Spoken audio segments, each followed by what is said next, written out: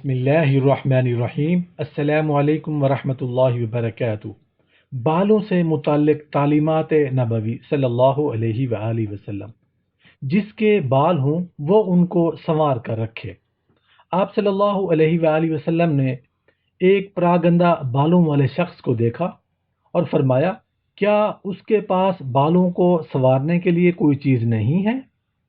آپ صلی اللہ علیہ وآلہ وسلم اپنے سر مبارک پر تیل لگاتے اور داڑھی میں کنگھی کیا کرتے تھے۔ سبحان اللہ سبحان اللہ۔ آپ صلی اللہ علیہ وآلہ وسلم اپنے سر مبارک میں مانگ نکالتے تھے۔ سبحان اللہ۔ یہودی بالوں کو نہیں رنگتے تھے، تم رنگا کرو۔ سبحان اللہ۔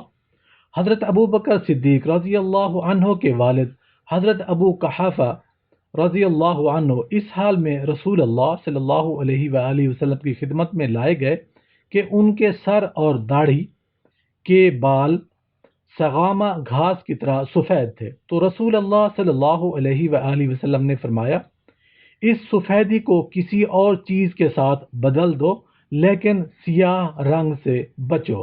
سبحان اللہ۔ اللہ پاک ہم سب کو عمل کرنے کی توفیق عطا فرمائے، آمین یا رب العالمین۔ السلام علیکم ورحمۃ اللہ وبرکاتہ۔